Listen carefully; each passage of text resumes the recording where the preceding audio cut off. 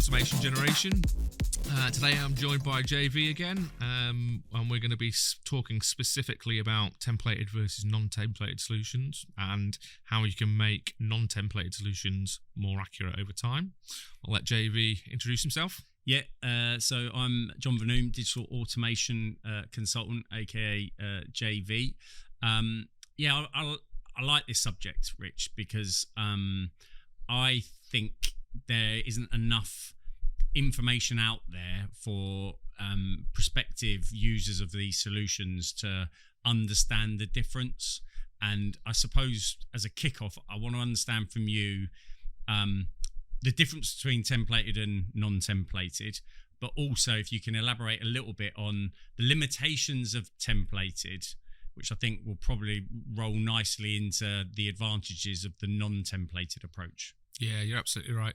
So, I mean, templated intelligent document processing has been around for a long time. Is it intelligent, though? I'm going to jump straight in there. I'm not convinced that templated is that intelligent. It was intelligent 15 years ago. Yeah, there we go. I was 15 years ago. I'm not now. Yeah, so certainly when I first started looking at capturing information from documents, then it was all about what we call zonal OCRing. So you will have to say, this is the piece of information on the page and draw a box around it called bonded boxes. So if you think in reference, we've been talking a lot about invoice processing recently. Yep. So, capturing the supplier's invoice number from an invoice, you would be dragging a box around that invoice number. So bonding that box to that area on the page, that zone on the page, as it were. And then the system would know for that supplier and that particular ERP system where that invoice number was located in, so it would know where to find it. And you'd have to do that for every single field that you wanted to capture off that invoice. Every single field? Every single field, yeah. So, invoice number, invoice date, order number, supplier, your table of items, all your values, every single little piece of information you'd need to be able to make some decision further on down would need to be mapped. And originally those templates also weren't as easy to it wasn't just a point and click operation, and it often isn't. So, at the start of a project, if you're dealing with a templated solution, your supplier will say to you, can you give me a copy of every single one of your supplier invoices? So that's the first thing, is that go off and find every single invoice that you might get, and then they will charge you appropriately to create a template for every single one of those suppliers. That, or you'll get a solution that only deals with your top 5 suppliers, and what use is that? Or here's your top 5 set up, and if you want to set up the other 995, crack on. Yeah, or yeah, but sometimes it's not even possible for the the finance users to do that, in terms of the tool's so complicated to set up those templates that it takes just experience to be able to do that. And yeah, so there's a massive overhead in the amount of time it takes to set those templates up and the amount of cost involved in it. And of course, whenever you add a new supplier, you need a new template. And whenever a supplier changes their ERP system or changes their branding slightly, you need a new template. If things move around the page, those templates can fail. So it's quite a big hassle. Yeah, and I think a lot of the off-the-shelf AP solutions that come at a very cheap sort of monthly rate, if you like, or we can have you up and running in 2 days, and it's like, how on earth can you get up and running delivering any value in 2 days? And granted, horses for courses, I accept that, but where does the non-templated differ then? So the non-template is quite significantly different. So if you think about I suppose it doesn't matter whether it's an invoice or an order or a delivery note, they're all examples of semi-structured documents. So you've got structured documents, which is more like a form, so everything's always going to be in the same place. Passport forms, I mean, it's stupid like that, although they're out of date now, I suppose. Absolutely, passport form, tax form, whatever it might be. So you train the system to say, that person's name was always going to be there, or that person's address is always going to be there, or whatever else it is. You've then got semi-structured documents, and those documents are, so if we talk about an invoice, you get the same information on the page, whichever supplier is sending you that invoice. So you're going to get invoice number, you're going to get invoice date, you're going to get order number, but it's going to be in a different place on the page and labeled differently and everything else, because different suppliers will use different systems and will lay out the information differently. So it's got some structure to it. The content overall is the same. It's just laid out differently and it's a different place. Okay. So when you've got a semi-structured document like that, it still is structured. There is still some structure in the background. You can still say, expect to see X, Y, and Z. You just can't say exactly where it's going to be and exactly how it's going to be labelled and laid out. So what a non-templated solution should do is, first of all, it should understand some of that structure.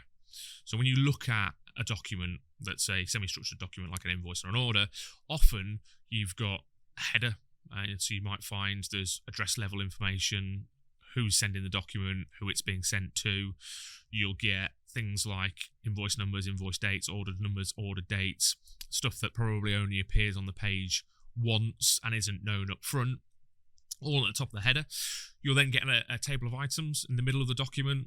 So what it is that the supplier is telling us they're invoicing us for, and that table will have its own structure. So it will have quantities, product codes, unit of measure, description, pricing. But again, they'll be labelled differently. The table, the column structure will be in different order. And then finally, you'll have a footer of the document where you'll have things like the totals, maybe the VAT numbers, those sorts of things. And so the first thing is that the system should understand that document's got some structure, header, table of items, and a footer.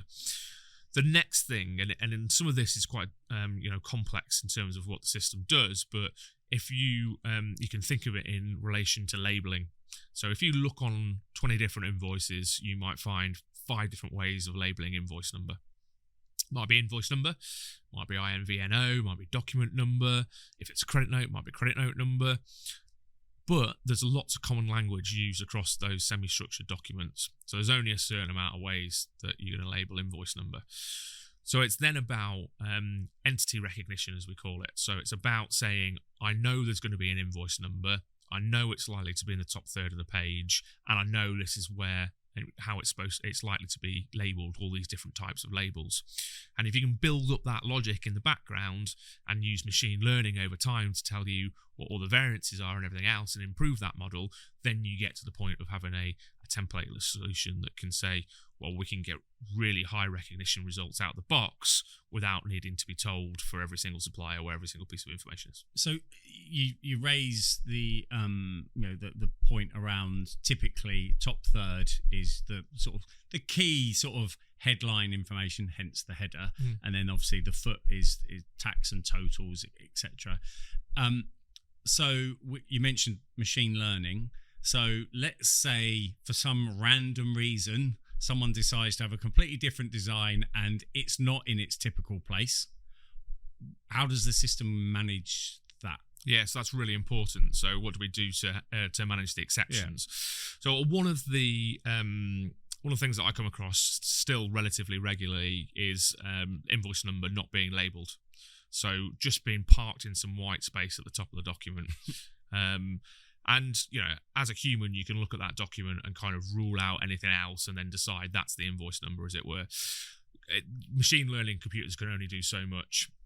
So the system should then raise an issue with whoever's in charge of dealing with these sorts of kind of verification tasks, as we call them. So it should say invoice number's not been found, and it should allow the user to just point and click on screen to where that supplier invoice number is going to be located. So, certainly it should be mouse over, cursor over that invoice number. It should then draw a box around that invoice number, and you let the user click on it.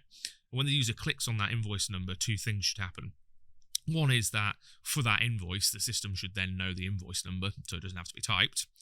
But then also it should apply the logic for where it found that invoice number moving forwards. And it's not just applying it on a zonal OCR basis. So what it's doing is it's saying, okay, around the region that user clicked on, I can find this fixed text. I can find this other field. Okay. Yeah. And it's relating where you've clicked to lots of other points on the page so that, yes, when that invoice comes back in from that supplier again for a different invoice but the same layout, it can then say, couldn't find invoice number, but user told me it was here. I'm going to look there in relation to all the rest of these fields. But also it can improve its own data set of, well, this is what we see when we're processing invoices. So that machine learning type out.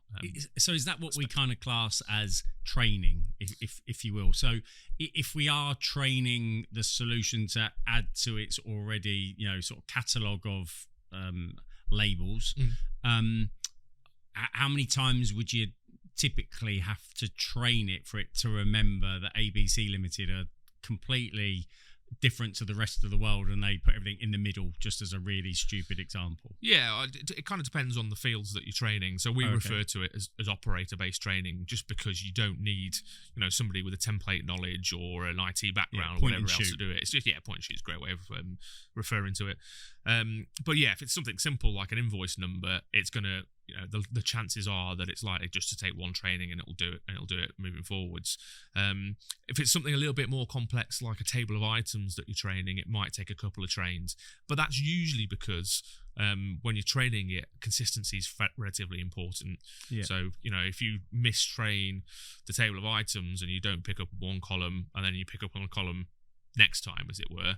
So let's say unit of measure wasn't imported on this particular invoice, but on the next invoice from the same supplier, there is a unit of measure conversion, so you do click on it. It just needs some consistency to wait and say, I've had 2 or 3 trainings. Now I know that, I do need to pick up on unit of measure column and it's here, and I'm going to use that moving forward.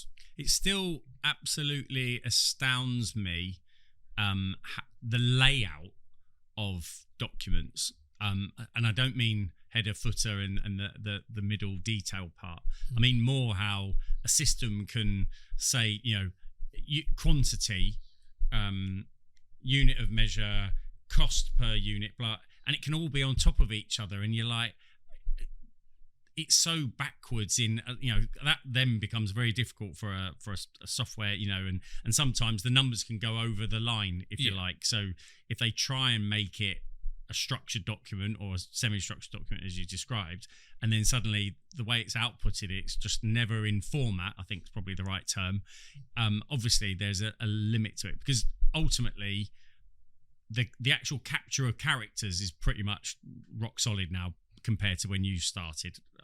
I imagine it's more where documents are formatted poorly, isn't it? Yeah, well, you make a good point there. So one of the challenges that we do see is on the table of items where you've got a specific row, and actually multiple pieces of information are within that row, but kind of on different lines within that row almost, so stacked up on top of each other. Yeah.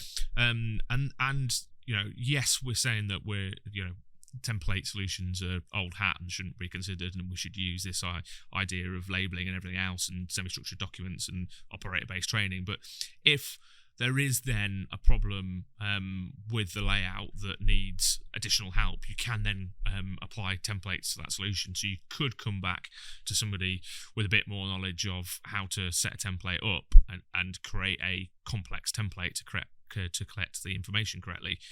But you'd only really do that in the circumstance that supplier is sending you enough invoices. The volume of invoices that it's worth the investment to get that to flow through. Exactly, yeah. There's always a bit of a time cost involved with setting up templates, as we said earlier on. So if you've got a key supplier and they've got a strange layout and the non-templated approach isn't working and you've trained it and that's not worked, then absolutely we can build a template that's going to at least recognise the information off the page correctly. But there's a cost to it, in essence, of building that template. So you wouldn't do it on a supplier that sends you an invoice once every 6 months. So I'm going to throw you under the bus now. Uh-oh. In the world of non-templated capture and the world of pretty much character capture is now 99.9 or 100%. Out of the box, typically, when we're looking at prospective clients' documents and things like that, what would you say would be a reasonable capture rate without we getting user-based training involved, straight out of the box? So you'd want to be pigeonholing that between kind of 60 to 80%, and that relies on you doing some of that due diligence on your master data, the previous pods of master data and whatnot. Absolutely, yeah. There will be people who will get lower than that. There'll be people that get higher than that. If you've got great master data, and your supply chain is fairly robust and the suppliers that you've got do things sensibly, then you're going to get a high level of automation out the box. If you've got poor master data and you've got a strange supply chain, it could be less. And what we're about is checking to make sure that you get the best results over time. So I've got one more question for you. So one of the things we tend to see is, and where we help, is that a lot of businesses get emailed their invoices and then print them off and then manually do it. And obviously we look to try and save as many trees as possible. But we do have clients that receive a high volume of hard copy, maybe not so much, well, let's say in the post, certain industries, food sector, whatever, deliver invoices, as part of the delivery note. How can systems manage that? Yeah, so systems nowadays will sometimes quote that they don't use OCR anymore. They don't use optical character recognition, and they look for this text layer that's built into the PDF. And that's absolutely the right thing to do for invoices that arrive via email. So look for that text layer. Don't have to try and convert the characters that are on the page to kind of digital characters, as it were. Not every PDF's got that text layer. So you will have to do some OCR on some documents when they haven't got that text layer, but also in that hard copy environment, if you scan those invoices to the same mailbox that you're monitoring for the incoming PDFs, your tool should be able to then use optical character recognition to change the printed data into digital data to be able to then process that just as though it would without with a text layer. Apart from JV Miltman handwritten invoices that I'll just pop through the postbox at 5 a.m. Yeah, the limitation on handwriting is that systems can recognise handwriting, but it tends to be more within that kind of structured document environment where you've got combs where you're filling in a piece of information that could be verified, a name, an address, something along those lines.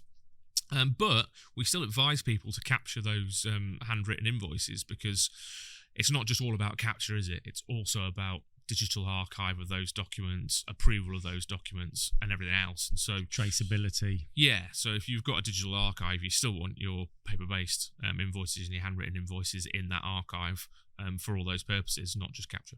That's brilliant. Thank you very much. So I think that's everything for today on the automation generation. Thanks again very much, JV, for joining me. Enjoyed it. Learned a bit there. And we'll be back soon with the next topic.